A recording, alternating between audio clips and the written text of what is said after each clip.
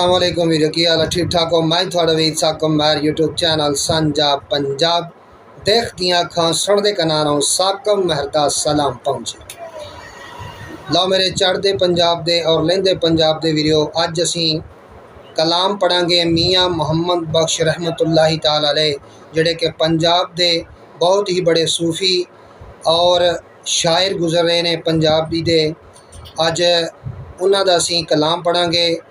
तो मियाँ मुहम्मद बख्श रहमतुल्लाहि ताला अलैह अपने कलाम दे अंदर फरमाउंदे ने, सोने नाल नहीं पित्तल रलदा, सोने नाल नहीं पित्तल रलदा, ते सुर में नाल नहीं कोले, उथे कावां दी की कदर मुहम्मद, उथे कावां दी की कदर मुहम्मद, जिथे बुलबुल पिया बोले,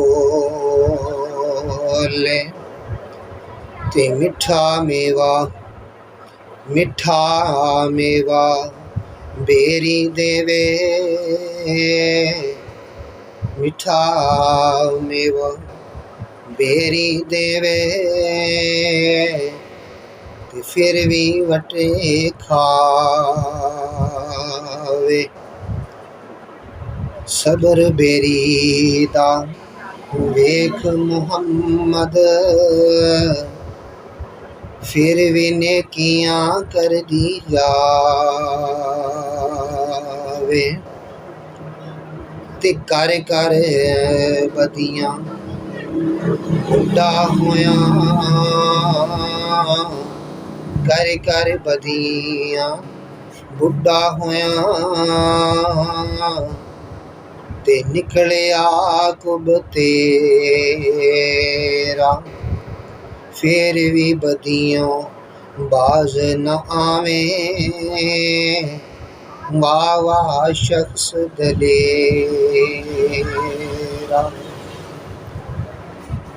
ते देवण कारण मौला बनिया, देवण कारण मौला बनिया, ते असी मंगण कार सवाली, तैनू दाता सब जग आखे, तैनू दाता सब जग आखे,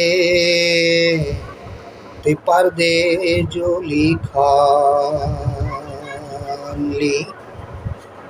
बस ठीक है।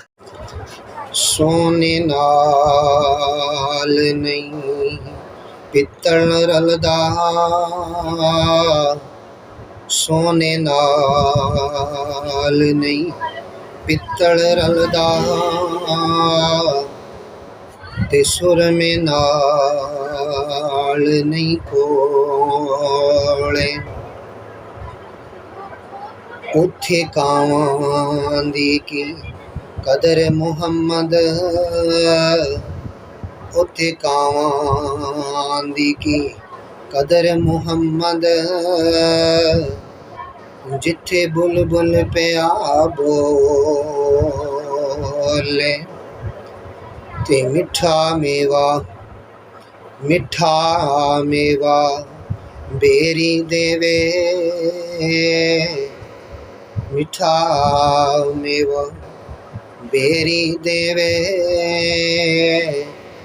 ते फिर भी वटे खावे, सबर बेरी दा वेख मुहम्मद, फिर भी नेकियां कर दी जावे, ते कर कर बदियां बुढ़ा होया, कर कर बदियां बुढ़ा होया,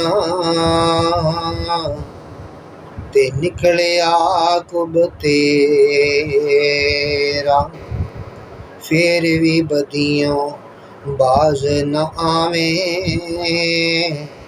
वाह वाह शख्स दलेरा, ते देवण कारण मौला बनिया। देवण कारण मौला बनिया, ते असी मंगण कार सवाली।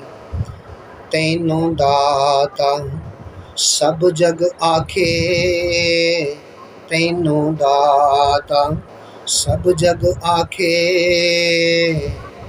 ते पर्दे जोली खाली,